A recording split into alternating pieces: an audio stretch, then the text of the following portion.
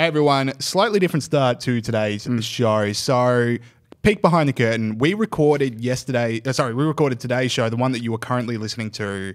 It came on Thursday. We recorded on Wednesday, partly because the IPA is launching a bunch of new podcasts in coming weeks. I'll get back to that later.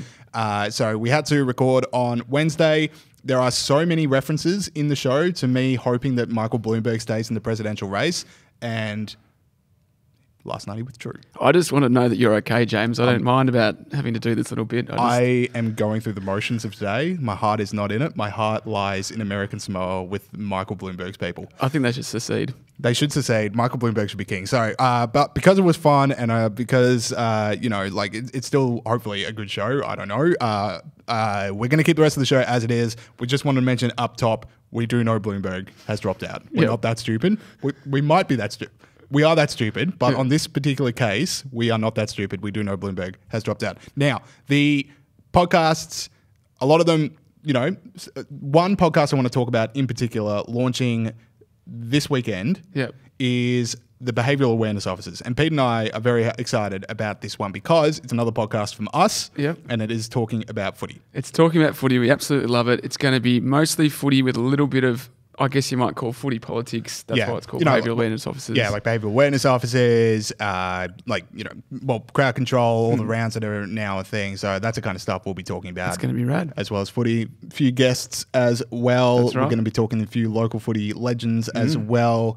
So behavioural awareness officers, by the time you hear this, it should be... Pete just pointed outside the studio and I was like, what am I looking at? I was just going to say it's out Monday mornings, Sunday nights, Monday mornings, whenever you want. Good point. And so they'll be in every round. So behavioural awareness officers out on Spotify, out on iTunes, or it should be in the next couple of days. We'll be talking about it a lot on YIPAP in weeks to come. Listen to that if you like footy and you like us. Would be my thing. And anything else? Gloria Alvarez. Gloria Alvarez tour in Australia. Coming in this month, going to be in Perth, going to be in Melbourne, going to be in Brisbane, going to be in Sydney. Go to generationlibertyipa.org.au for tickets. You cannot miss this. It is going to be awesome. They're all free as well, but you do have to register because they will sell out. But you get yourself a ticket, come down. Gloria Alvarez is the best. I demand you go. You have to do it. All right, sweet. So, rest of the show starts right now. Did you see the stylish? Welcome to the Young IPA podcast. I'm James. This is Pete. G'day, everyone. It is episode 148. Don't know what just happened to me there. It is the 5th of March. We have a great show for you guys coming up. We're going to be talking once again to Renee Gorman, the National Manager of Generation Liberty. Yeah, twice in 3 weeks. Big, yes. And we'd only do this in big circumstances, which this week is. So Renee is going to be filling us in on why Generation Liberty has lodged a claim with the Queensland Human Rights Council, which sounds technical legalese, but this is huge. We're going to be talking about what the process is for taking QUT to the Human Rights Council, what that means for campus free speech, and some more stories of liberty-minded student groups being kicked off campus here in Melbourne.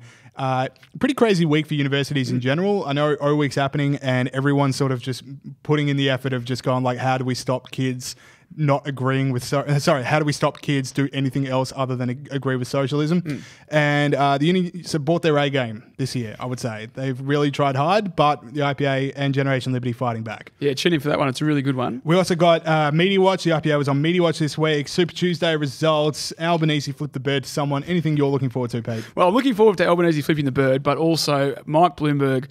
He's the gift that keeps on giving. And the reason I like him is because he makes you so happy. He does. If he drops out of the campaign, I might have to go home early. That whatever day that is. Like, that is a day of mourning. Take some time. I might take some bereavement leave if Michael Bloomberg drops out. Nothing brings joy more to James Bolt than Michael Bloomberg. He just antics. Sucks in so many different ways.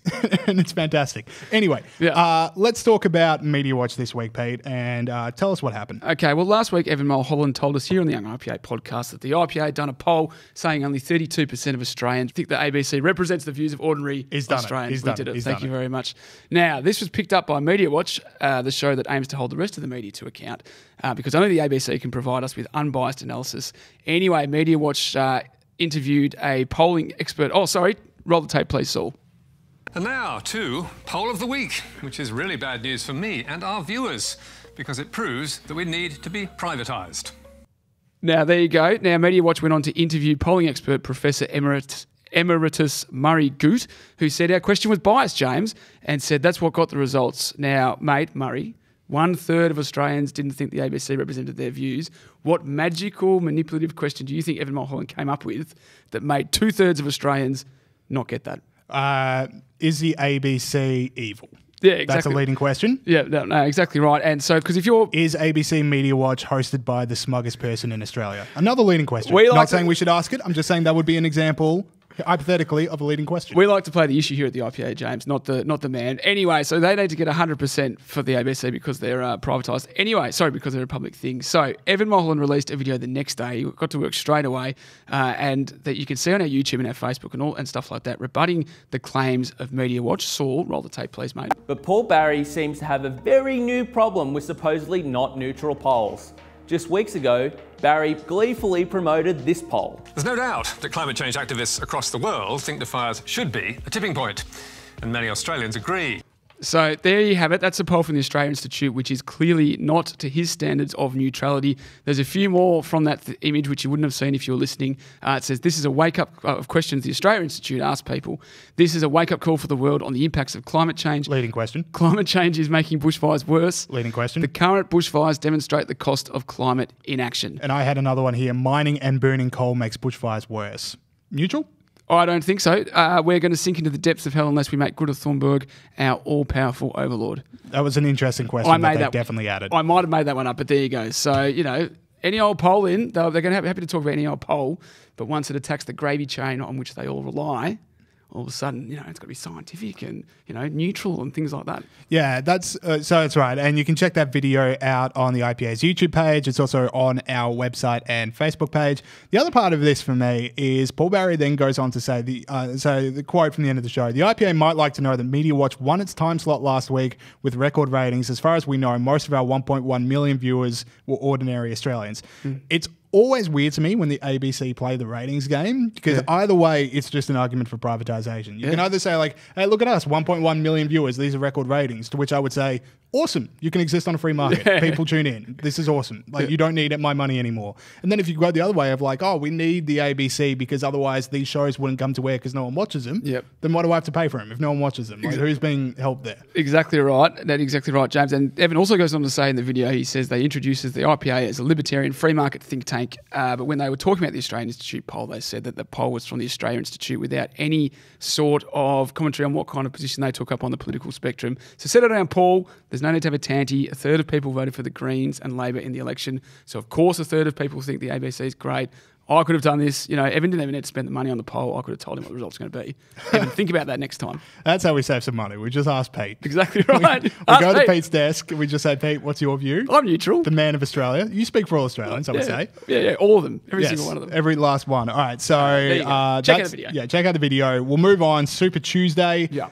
Over in America, the Democratic race is narrowing. I mean, we've got a lot to catch up on here from last week. It's, last week seems like a mile away. Like last week, Joe Biden was dead in the water, and now Joe Mensom is back. I hated the word when I heard it, but now every time I see it, I'm like, yeah, Joe Mensom, it works. Well, I thought you invented that because you've been saying that a bit. I've been saying blue Mensom, and I'll get to why. So Joe Mensom, it's real. Amy Klobuchar, Pete Buttigieg, they're out of the race. They've been told to bend the knee by the Democratic establishment. I just like it because there's a long way to go. I think Joe Biden's going to get it. I don't think anyone's going to get enough for it to be like a clear majority. It's going to be a contested convention, but someone's going to get it, and it's not going to be Pete or Amy. And what I like is that the Democratic Party, they get plastered in 2016. Well, not plastered, but like a word they lost. synonymous. A word synonymous to what I'm trying to say, which is they lost badly in 2016. They spent 4 years going like, all right, the winds have changed. We need to renew the party. We need to bring in a new, fresh face. We are the party of the young. We are a party of the diverse. We are a party of these things. And then we get to Super Tuesday and it's like, please select one of the following old white people. You have rich, Biden, old Bloomberg, or Elizabeth Warren. Yeah. The youngest is 70 of those three. Yeah, no, exactly. Grim. Right.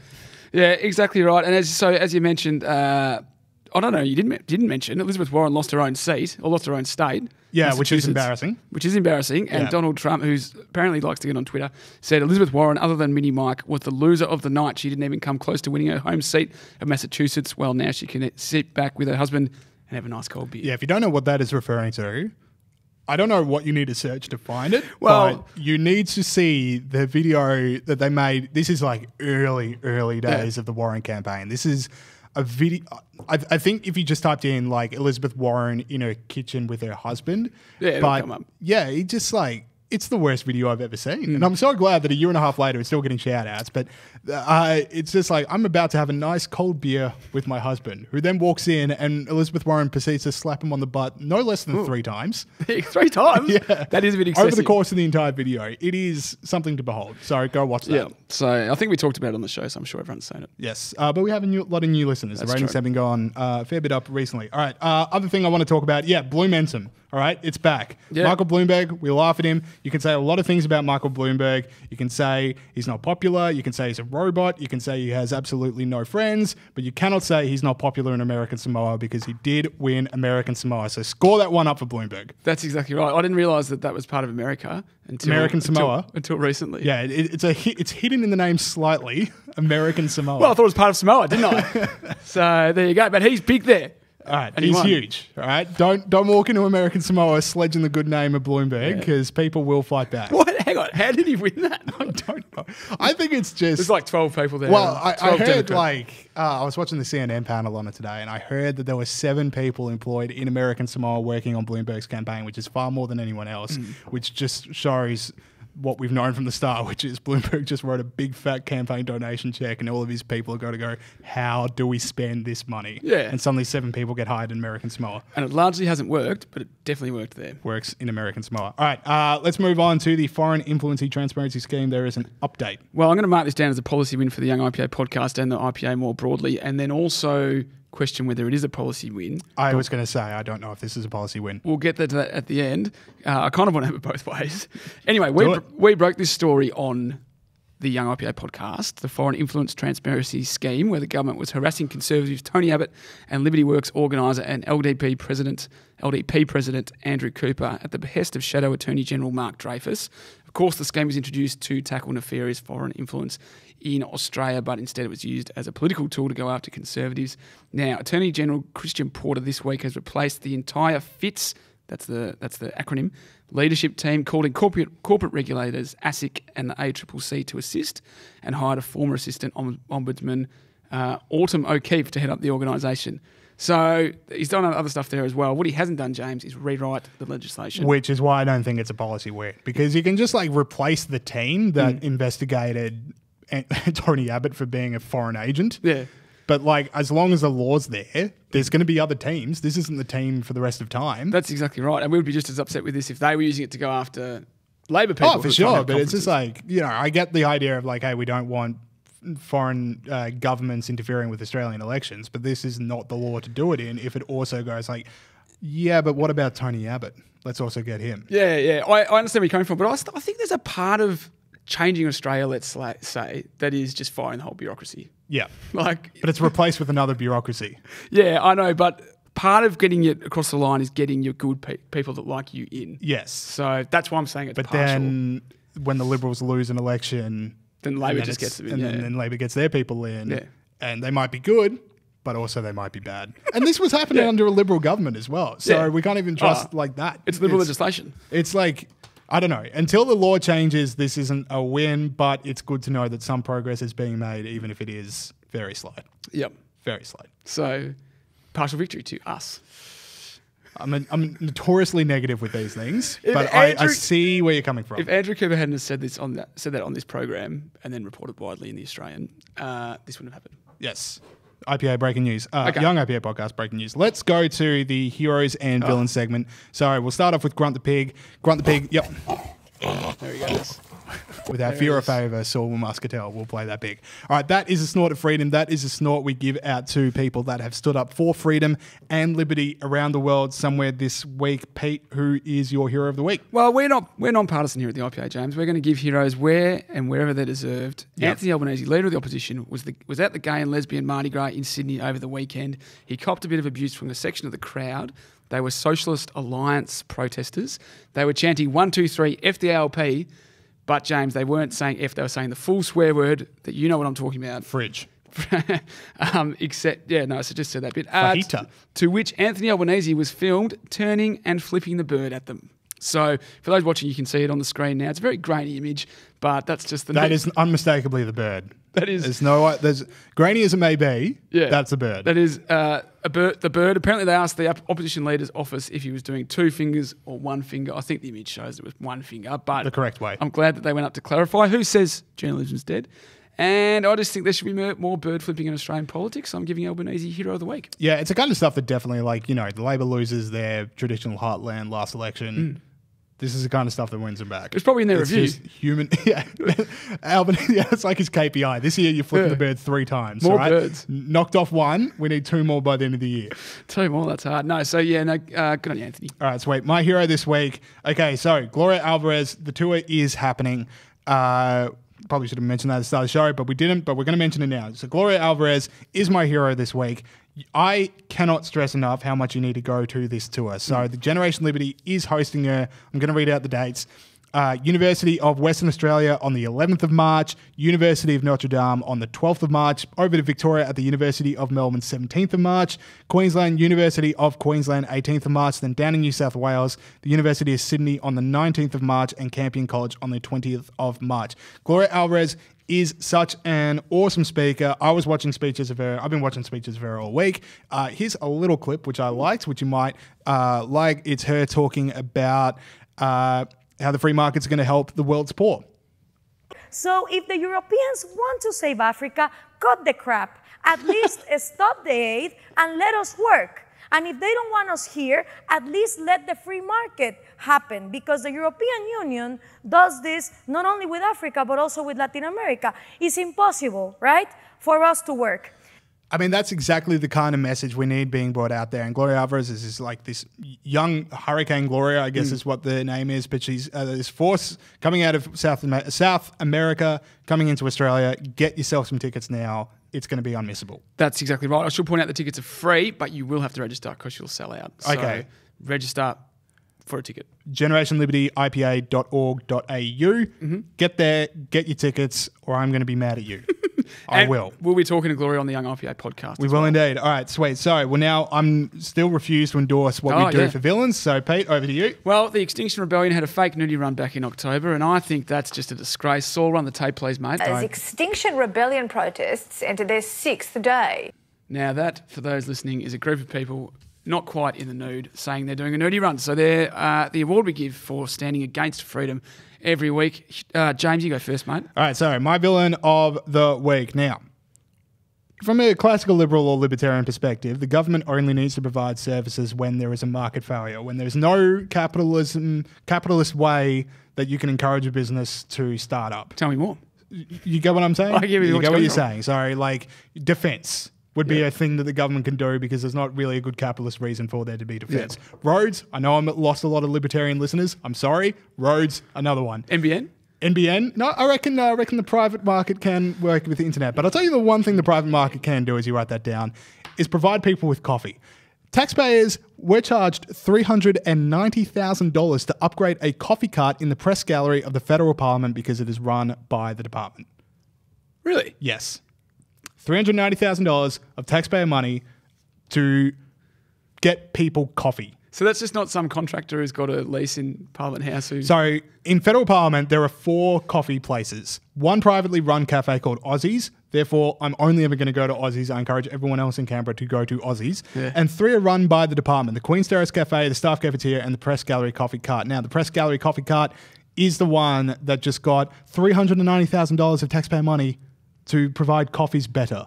I did not realise that such socialism was at the heart of the government of this country. Like I did, but I thought it was more metaphorical than that. Yes. Well, that's just like, what are we doing? Yeah. What are we doing? $390,000. You tell me there's not a single place in the world that looks at political staffers and goes, I reckon they drink coffee. Yeah. I reckon I can sell it to them. 15 coffees a day for those people. So that's an outrage, James. All right, sweet. That is my villain of the week. That is disgusting. Well, that's a good one, mate. My villain of the week are a group of 3 left-wing protesters who momentarily stalled the Momentarily stalled the coalition float at the Mardi Gras. I've been talking about the Mardi Gras a bit. They were protesting 250 years of colonisation, because that feels like the right thing to do at the Mardi Gras, is to take the focus off the gay community and talk about something else. So well done, guys. ABC journalist Lydia Feng posted a video that she said showed people booing the Liberal Party float as it made its way along, except the video she posted didn't actually seem to have any booing. I did not hear a lot of booing. So I'm not the only one that didn't hear booing? No, a few people in the comments were like, but where's the booing? Yeah. So for trying to claim that's a thing, that's part of my villain of the week. But the main thing about my villain of the week is this idea that the coalition are somehow the enemy of gay people. Let me run you through a few facts, James. The coalition legalised gay marriage in this country. That is a fact. The ALP were in power for 6 long years between 2007 and 2013. 2013, did they legalise gay marriage? No, they didn't. Correct question without notice, Yeah, if I go will. on. Did Penny Wong once describe marriage as between a man and a woman? She did. Paul Keating, line of the left, said 2 blokes and a cocker spaniel don't make a family. That never seems to get included in those lists of Paul Keating quotes. Yeah, that's not like "do you slowly," which I maintain is the most overrated quote in Australian political history. I want to do you slowly. Yeah, well done. Bad. That's 20 years of retweets. Yeah. Well, they never include the one about the cocker spaniel. I've never heard that one before. That is atrocious. That is so bad. I've got a lot more. Julia Gillard, Kevin Rudd, Barack Obama, Bill Clinton, Hillary Clinton. What do they all have in common? They all oppose gay marriage at various points in their career. Now, if you want to really trigger your lefty mates, tell them this fact, James. The first president to enter office in the United States in support or in favour of gay marriage was William Taft. Not quite. Good guess, but not quite. President Donald Trump, the first to enter office supporting gay marriage. The gay marriage plebiscite, only 5 coalition seats voted no, 11 ALP seats voted no. Anyone who's hung around politics for a while will know there are more gay Tories than you can poke a stick at. That's because our side of politics... I don't know why you would feel the need to, but... So our side of politics focuses on individuality, individual expression, freedom of expression, the idea that we can all pursue our own destiny. Of course, that's more... what's the word? What is the word? More attractive to the gay community compared to the other side of politics who are, one size fits all. We've all got to do this, think the same, we've all got to look the same. So this idea that the coalition is somehow the enemy of the gay community is a disgrace. My other point is, if you are bringing a political bugbear to Mardi Gras, then I do not like you as a person. Like, I just, that is a celebration. It is just people having a good time. Yeah. And suddenly everything's, all right, everyone stop the float, stop everything that's going on. Here's my brave stand. We got an anti-colonialist taking the floor. So everyone just stop dancing, stop it. Let's just hear what this person has to say. Yeah. I hate those people. Yeah. So, well, they're my villain this week. Very good. All right, let us go to our interview with Renee Gorman. Okay, we now welcome back onto the show Renee Gorman, National Manager of Generation Liberty. It's been a long 2 weeks since you've been on the show. We've missed you terribly, so welcome back. I've missed you too. All right, very cool. She just keeps having big weeks. She does. Well, that's why we wanted to bring you on, because this is, I would say, unprecedented in IPA history. I don't know if we've ever done anything like this before, but the Generation Liberty has lodged a claim with the Queensland Human Rights Council. Now, why? So you may have heard that Generation Liberty has had some problems with the QUT Guild. We requested to have a stall at Market Day. The Market Day is for external groups. We never claimed to be a student group. We were an external group that wanted to reach out to students. After we put in our application, we received an email that we were not able to have a stall because our brand didn't align with their values. We asked further questions and we got further confirmation that the reason why we weren't allowed to stall at Market Day was because our brand does not align with their values. And under Queensland discrimination laws, you're not allowed to discriminate on someone on the basis of political belief. So we think that that falls underneath that category, and we believe that we need to fight obvious examples like this case because Generation Liberty may have the power to push through stuff like this, but we need to do it for every single student who gets discriminated against because they're not left-wing. We need to do it for every kid out there that struggles with this every day. This is bigger than a stall. It's about our fight against the censorship of ideas that happens on campus every single day. Now, what is the process for lodging a claim with the Human Rights Council? Because, as far as I understood it, it used to be you just waited idly by in your home until Tim Sudamasan saw something on Twitter he didn't like, and then you were told to complain. But now that he's gone, I don't know what the process is.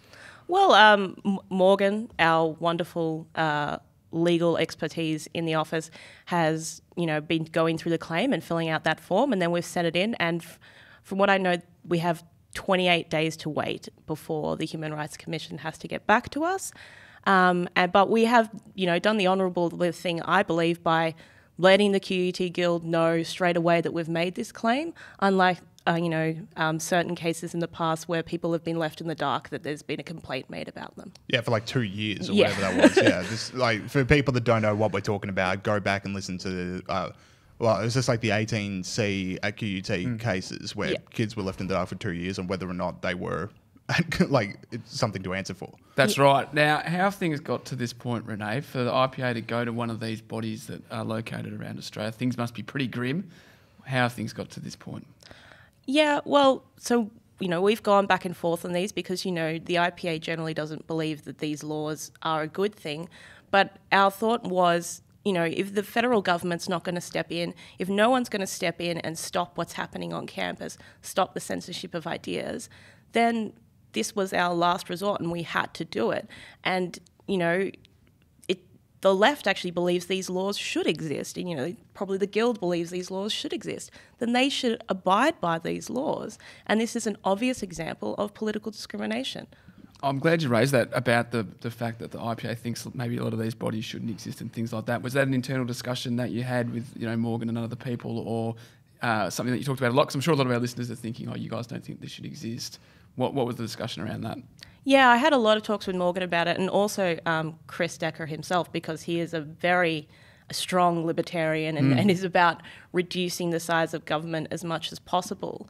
I just think it is a case where we have to, if there was no other option available to us, we couldn't just let this happen again and again and again. We need to be fighting because there are other kids that don't have the opportunity to do this, like single individuals who get discriminated against, who stay quiet, and we need to say, we'll fight for you. And also, I guess the university isn't really like a private body that is, can discriminate. It's a publicly funded body. Yeah, that's a really important point, is that especially the Guild, the QUT Student Guild, is funded by compulsory fees called SAF, which every student has to pay, $308 roughly to every student every year.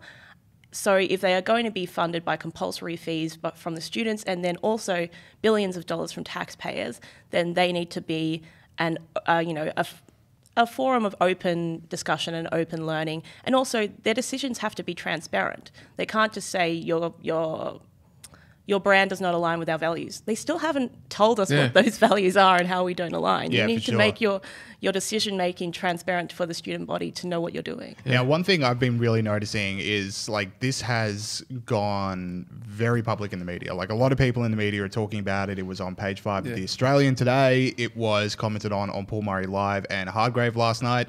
I can't remember the exact words of the Hardgrave quote, but he did have something very nice to say about Renee. So, you can name drop now. You're not bringing it up. It's me bringing it up. I just can't remember the names. But what did Gary Hardgrave say? I think that the reason the QUT Guild wasn't allowing Generation Liberty on campus was because they were scared of an intelligent, strong woman like Renee Gorman. There we go. She's actually made it a co-sign. Co-sign on that one. But let's talk about, so what does the media coverage of this tell you? Like, the fact that this is, like, when it happened, it was in the Australian, it was in the Australian again. Like, people seem to really care about free speech on campus. Yeah, definitely. I think everyone cares about this because they see universities as, they're the training grounds for our future politicians in a lot of ways.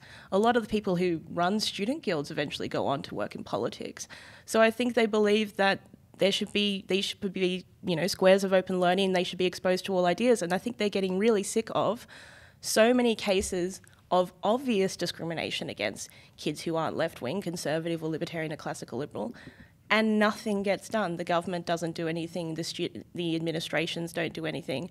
And I think in this case, they're really happy to see someone willing to take the fight to them.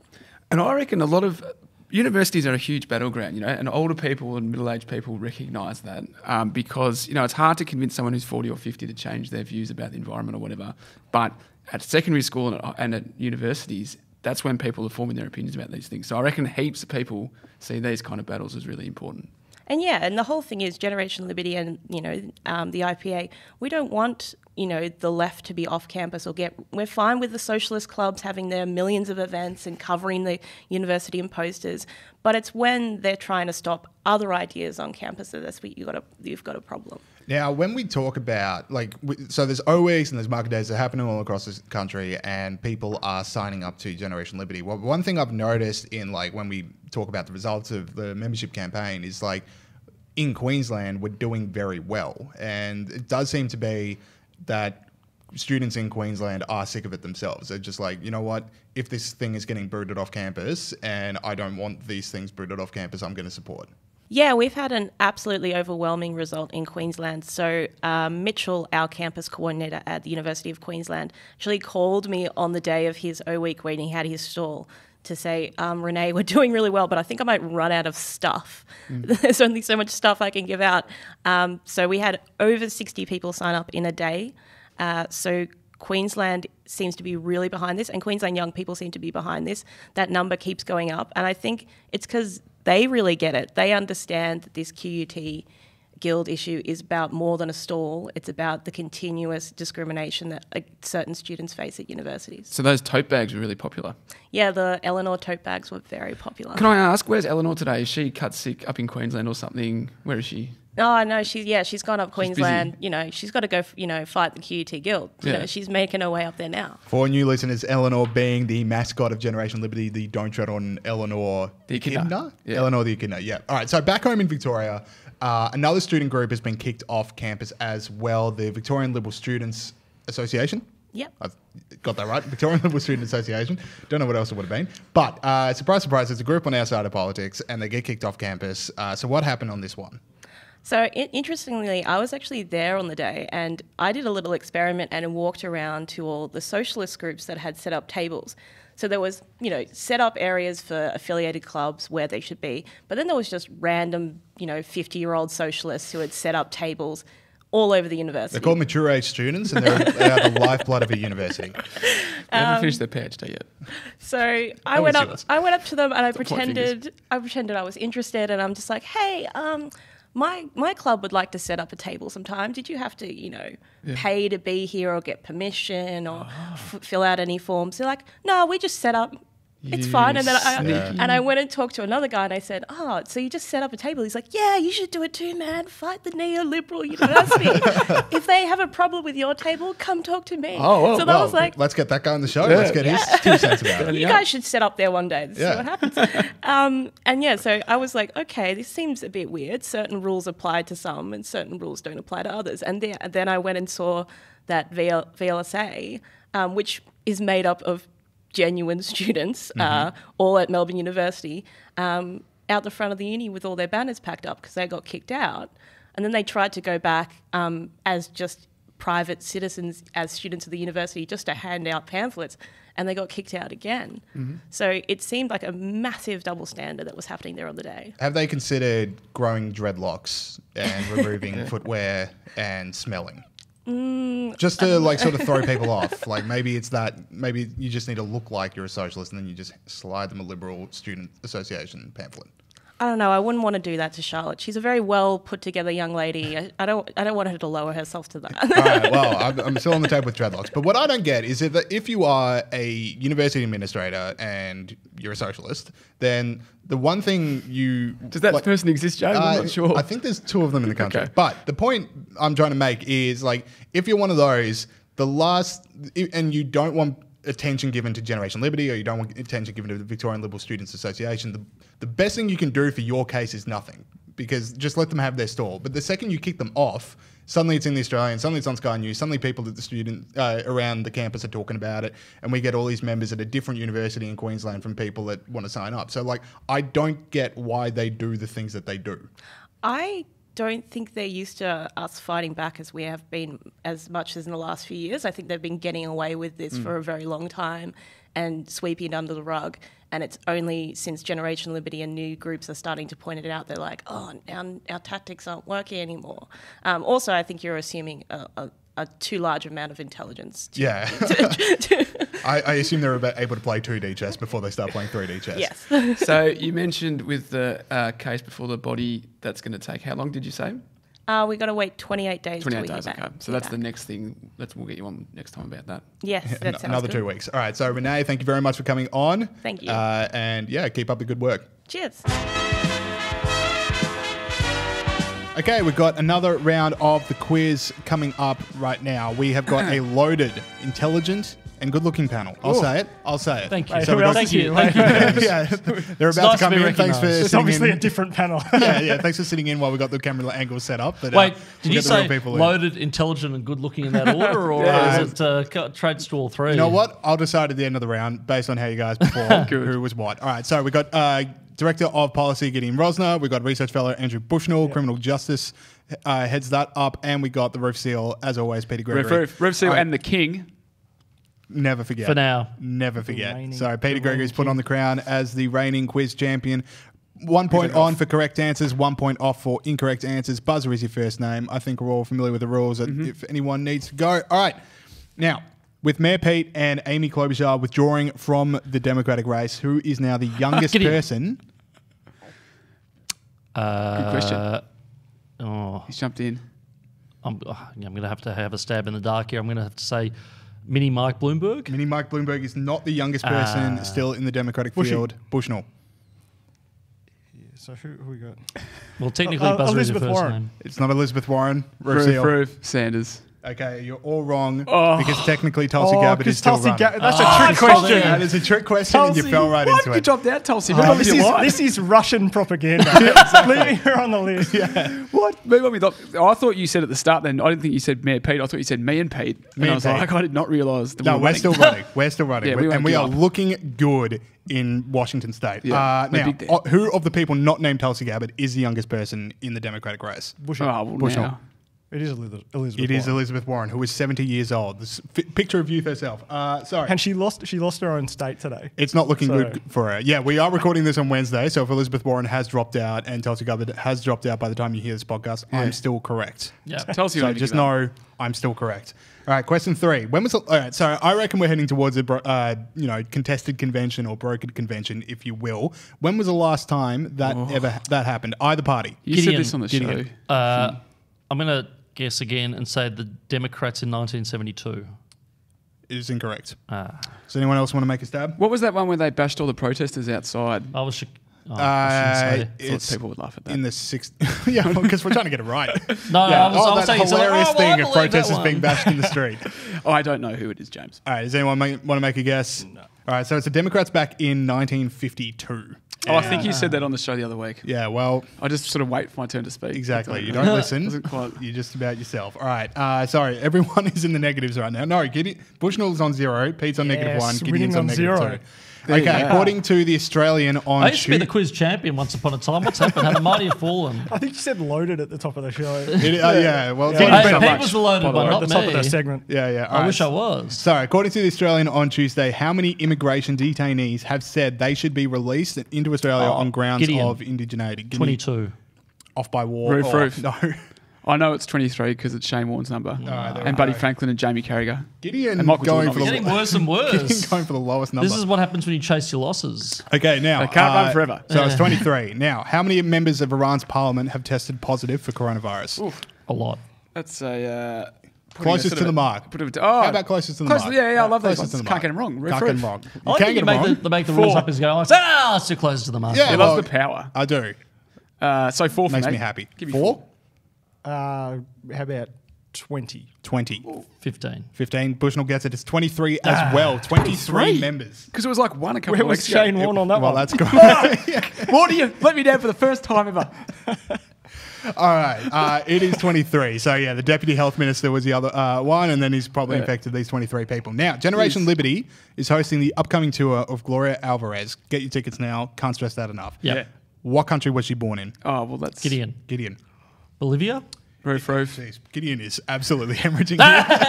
No, it's incorrect. Bushy. It's incorrect, Gideon. I know. right. I'm marveling at my own stupidity. Oh, there we go. Okay, I thought that was like It doesn't happen very often, but when it does, Threw me boy, off oh boy, though. I do not I was disappoint. like, I chimed in, rung in to answer, and I was like, wait, was that right? That wasn't right. No, I'm gaslighting. Right. But if I pretend like I'm right, she is from Central America, it is need a country. I'd already rung in. Yep. So we're zeroing in on it. Back off. So, so I'm explaining. I'm doing the whole Eddie Maguire Who Wants to Be a Millionaire thing. No, but it's El Salvador. It is not El Salvador. Oh. Red for Guatemala. It is Guatemala. Wow. Peter Gregory. All right, Pete is on 2. Bushnell is on -1. And Gideon on -4. Anyone still can win, I reckon. Yeah. It's hard for Gideon. I'll say it. But anyone you have to say that this has not been the highest quality quiz. It's been in the history of the young life. A lot of mentions for Shane Warne. It's good audio, and Shane Warne, whoever's doing PR for Shane Warne's pretty happy with how this has all turned out. Right. What infrastructure project was ruled unlawful in the UK on environmental grounds? Gideon. Something to do with Heathrow. Another runway on Heathrow? Another runway on Heathrow. Gideon's not just environmental grounds, though. Go ahead. Specifically climate change. Yeah. Yes. Which is worse. Like heaps of stuff gets banned for environmental grounds. Yes. But they're not even protecting, actual animals like the endangered squig or whatever it is. It's like, some imaginary problem they're protecting against. Yeah. That's right. All right, there we go. All right, so AAP has announced that it is closing down in June this year. When was it started? Gideon, 1935. No. That is correct. How did you know that? Because I spent half my working day on Twitter, and that's all that was on Twitter yesterday, which was the hashtag Save AAP, which is a serious issue, I might add, and the risk of editorialising during the quiz, which you've topped me off for doing in the past. But these journalists who were mourning the Australian Associated Press for good reason were not willing to say, well, maybe it's because we have a $1.1 billion media behemoth in this country giving away content for free. Yeah. So if you want to save AAP, sell off the ABC. I endorse this message. Exactly. Like I was doing some research for the show. Actually, this is going to give away a quiz question, so I'm going to come back to that anecdote. I just want to clarify for any donors out there, Gideon doesn't spend half his life on Twitter. No. It's more 3/4. About a third. All right. On a slow day. Now, who was the host of Media Watch before Paul Barry? Oh, now I have seen this bloke's footage. Haven't we Gideon. all? But I don't know. Was it Jonathan Holmes? It was Jonathan Holmes. Gideon is on fire. Now, I'm incy-wincy spiraling my way back up. Now, I was going to mention, so Jonathan Holmes has this new book out, and Paul Barry was talking to him, and they're both saying, like, oh, there's now these 3 giants of media, and how do we stop this, like, conglomeration of the left? And it's like, yeah, the ABC is the reason, like, 9 buys Fairfax and they can't get any money, is because there's, like, the ABC handing out content for free. Anyway. Correct. My point. Frankly, especially if you work at the 9 entertainment papers or whatever, I mean, why would anybody pay for a subscription to a newspaper when the ABC gives away knowledge content for free? Exactly. I don't know. All right, so now to the Who Am I? Quick score check. Gideon on -1, Pete's on 2, Bushnell's on -1. Anyone can win. Gideon, what a comeback, by the way, at the end of that quiz. This is you call me Sleepy Joe. Yeah, this is Joe Mentum. Joe Rosnamentum, the Rosnolution. Yeah, Rosmentum.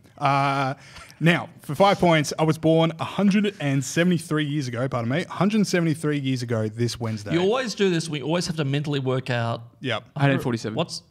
It is? 1847. Oh, thank you. There we go. But I don't know who it is, James. What did you say again? 173? Yeah. I was just doing 1847. Okay. All right, does anyone want to make a guess? All right, for 4 points, my work with the deaf is what inspired my life's work. Say that again. Deaf. Worked a lot with deaf people, and what you know me for comes from that. Did you say died in 1847? I said born. Oh, yeah. I said born in 1847. Because I have a bit of a... Nah, I don't think so. I've got a bit of an inkling, but I think it might be someone... Actually, I have no. All right, there we go. I think unless anyone jumps in right now, they can only tie it with Pete. No. Yeah. All right, so for 3 points, I was influential in the early days of National Geographic. I was wrong with my initial thought. Who the hell would this be? Is this person even famous? This person's very famous. Some bloke that worked at National Geo. Just famous for one very specific thing, so you just don't want to tell that at the 4 point thing. I think I might know who it is. All right, come on, Pete. No, I don't. I mean, it's all right. Keep coming. You're all good? Yep. All right, does anyone else want to jump in? Born in 1847. Born in 1847. I might write Not that down, died. so I don't think... Just write it down. Get a tattoo. Yeah. Born in 1847. Nah, no idea, mate. Now, 2 points. I'm an inventor and a scientist. Yeah, see, you reckon? I suspect I know what the bloke did. Roof. Marie Curie. No. Oh. I wouldn't know the bloke's name. I think that really puts a curveball in that anyone can tie it up if they get it right now, and bring us to its high breaker.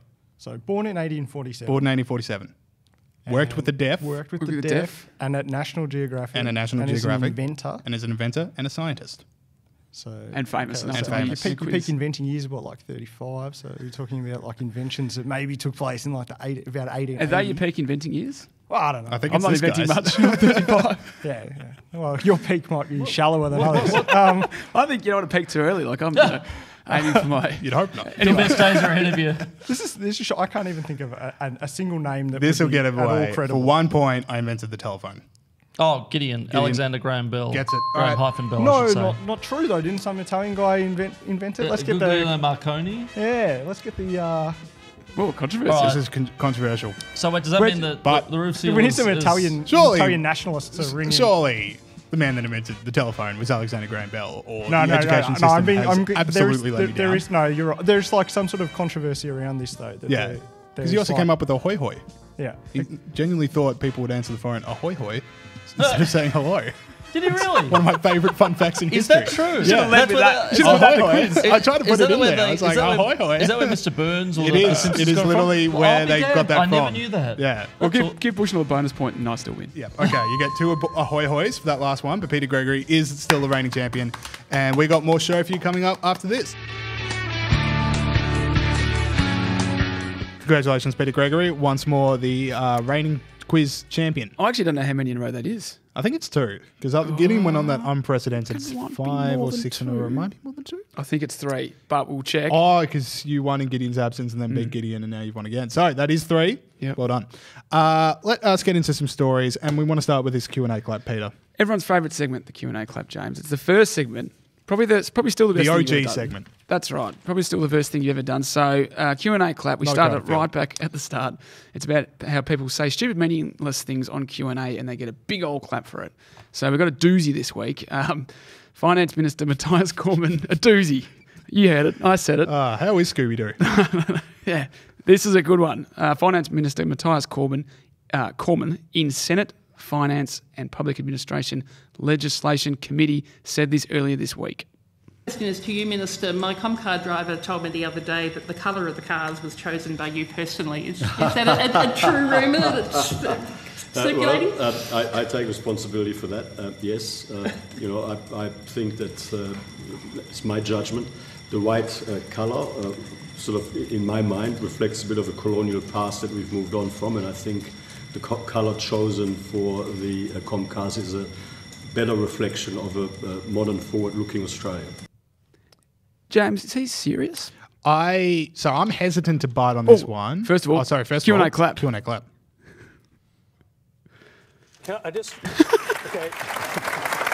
Thank you. Even the Q&A audience is a bit blindsided by that one. But, so is he serious? Yeah. I am so hesitant to bite on this because I genuinely don't think anyone could possibly form that opinion and achieve one of the highest offices in the land. If he did, because I'm not sure if it's serious either, if he has said that. Because even the person that asked the question was a bit like... And she was from the Greens, right? So she didn't she was just like, ooh, okay. Step aside. That would be the ultimate brave stand. Mm-hmm. The stolen generation happened, but I made the cars not white anymore. The cars are grey now, so it's all go. Nothing to worry about. All good. And when he said at the end, this represents modern Australia, it's like grey. Grey represents the modern forward-thinking man? Off-white. Off-white. Yeah, pearl. The beige. Stucco. That's all I got for it. That's all I got. No, that's just okay, I'm putting a big question mark on that one to refer back to. Was he serious? We got a journalist to listen to this show. Someone asked him about that. I want follow-ups. Yeah, exactly right. And also he was wearing a white shirt, so if he was serious. Well, that's disgusting. It's disgusting. All right, so moving on to another one. Now, news stations rallying around the disadvantage is always just, it's the easiest win of a TV segment. You get someone who's gone through a bit of a rough time. News not only covers the story, they help him out. So we interviewed Grunt the Pig. Grunt the Pig. Grunt the Pig is not did go through some hard times. But when we talked to him, that was a healthy pick. Oprah's favourite things, very popular segment in the Oprah show. Australia has the cash cow on Sunrise. Here's what ABC 13 in Virginia. They found a story of a woman who'd lost a house and a sister in a fire, which is very grim. Very sad. So let's see what ABC 13 in Virginia decided to do about it. What did they give her? Saul, roll the tape. Per day. that we have an umbrella, and I've never actually signed one of these before. You have your own ABC 13 umbrella. Okay, thank you. To you, bringing you sunshine on a rainy day. That brings me faith back in the media. You didn't tell me he signed it, James. Oh, it's a signed umbrella. Don't be thinking it's just your regular ABC 13 umbrella. That is signed by the weatherman. That is unbelievable. So, assuming there's been some backlash to that. They deleted the tweet.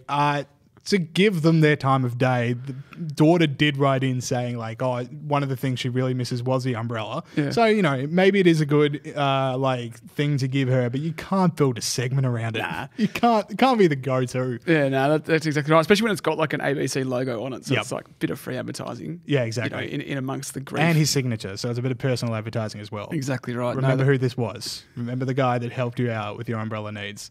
Yeah, so I just don't know how, like, at what point he realised this is bombing. It went to TV. It went to TV. So that wasn't live? It wasn't live. It was part of a pre-recorded thing, and then they file it out and send it out. Well, that's even more remarkable. Yep, there we go. Okay, so let's move on to Sleeping Giants. Okay, I hesitate to mention them because they really are just... You really yelled out like an order. Like enough messing around. Yeah, moving on from the ABC. So the Sleeping Giants, right? I hate to mention them because they are literally just 13 old greenies with 30 accounts each. Mm-hmm. So for those who don't know, Sleeping Giants put pressure on companies to take up social justice issues or disassociate themselves with conservative or liberal figures. So when you see like advertisers pull from Alan Jones's morning show, it's like 100% Sleeping Giants. That's exactly right. That's getting in their Twitter mentions. And because corporate Australia are such gutless wonders these days, they just do it, or / just absolute massive lefties themselves.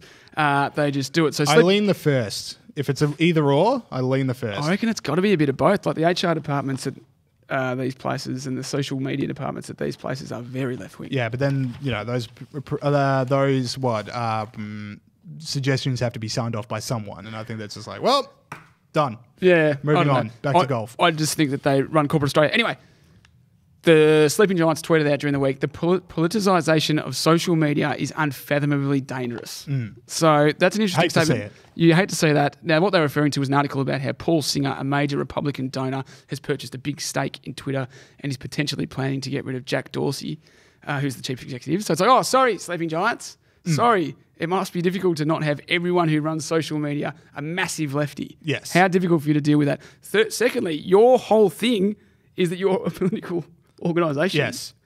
So am I missing something here, Jake? You're not missing anything. I loved all the replies saying like, well, if Twitter turns into Facebook, then I'm just going to go. And it's like, yeah. Okay. Yeah. Twitter's yes, that's what you do. You use your choice. If you don't like people, what they tweet and what they watch, you don't do it. You don't watch it. Yeah. That's what I'm saying. Yeah. And like this politicisation thing is like, do they not think social media is full of politics? Exactly. Yeah. Donald Trump, and they're not making that the case. Yeah. And then also, James, shame on us, I reckon, for not thinking of this earlier. We always complain about social media, how it's really left-wing. Yep. Why did we never think of just the Koch brothers just buying... I thought you were going to say you and me, because I was like, I'm good for $22 and a Fruit Loop. Well, I don't know how much these platforms can be that expensive. Well, considering he's a billionaire, he's probably a bit better off than I am. Yeah, anyway, but so that's one to think about. All right, there we go. All right, so last one we got today, Bloomberg, it's on American Samoa, the king of American Samoa. Yeah. Mr. American Samoa himself. They might secede. Bloomberg can be their god king. Bloombergtopia. I'd move. I would move there. I would take up the Ministry of Defence. It's in the Pacific. Now, Blue Mountain's on, and because of that, I'm hoping he stays in the race. God, I hope he stays in the race, because we have another week's worth of unforgettable clips. I want to start off with this one. This is him actually attempting to talk to humans in Texas. He's being, he's just walking around the streets. He's got a few reporters around him, and someone says like, just play the clip. I think it's pretty self-explanatory. You spent a lot of time in Texas? What do you... Tejas, we'd say here. What'd you say? Tejas. Tejas. That's Spanish for Texas. Okay. You're in a Cuban neighborhood, so you got to know gotcha. your audience. And then just stick around for this bit. The street, guys, don't get hit coming across. Your boss will never forget. An insufferable paternalist to the very end, telling a crowded field of grown adults to not cross the street without checking. The same guy that, will ban soft drinks everywhere. But the point is, Tejas. I don't know if that's the people next to him. The other guys, they were like local reporters. Yeah. And they were like, the facial expressions were, that's not what we say. Yeah, exactly. Like the reporter talking to him, who I'm assuming is from Texas herself, is just like, I must have misheard you. Yeah. There is no way even Michael Bloomberg could have possibly said the word Tejas in this conversation. That is I must have misheard. Exactly right. And it's the ultimate in patronising mansplaining you could possibly imagine. It's Spanish for Texas. Well, actually. Yeah. They don't call it Texas. Yeah. They call it Tejas. No, so this is why we want Americans to more, mate, with stuff like that. And then, of course, you've also got another just unforgettable clip. This is him attempting to eat pizza. I apologise for people that are listening, but let me comment it. Saul, play the tape. This is him eating pizza. I mean, it's a height of coronavirus panic. People are panic buying. And Bloomberg is just like going ham on this pizza and licking his lips, getting everything, putting the hand back in. Look at that. You know what? Just I'll donate. I'll do whatever it is. I said that $22 in a Fruit Loop to buy Twitter. That's now going to the Bloomberg campaign. I need him still in the race for this content. It is. I don't understand. As Zach Gorman said earlier today, why don't they teach politicians to eat properly before they go on the campaign trail? Because then what would we do? Yeah. Sorry, that's just what show would we run if politicians learn how to eat like human beings? I don't know. We'd have to tackle some real issues, James. Oh, that's not for me. We'd have to do something else. But I mean, he sort of, he grabbed the crust and he ripped off part of the pizza. He ripped off the worst part of the pizza. Donald Trump Jr. said, clearly this guy's never worked in a communal office space before. He's never eaten a pizza before. I don't think Donald Trump Jr. has ever worked in a communal office space before, to be perfectly fair. Those in glass houses. But he's never had a pizza before. Yeah. That's why he eats it like that. Now, this also, I'm glad this came up because last week off air, you said something to me that I think needs to be addressed on air so everyone knows the person that they listen to every week. Yeah.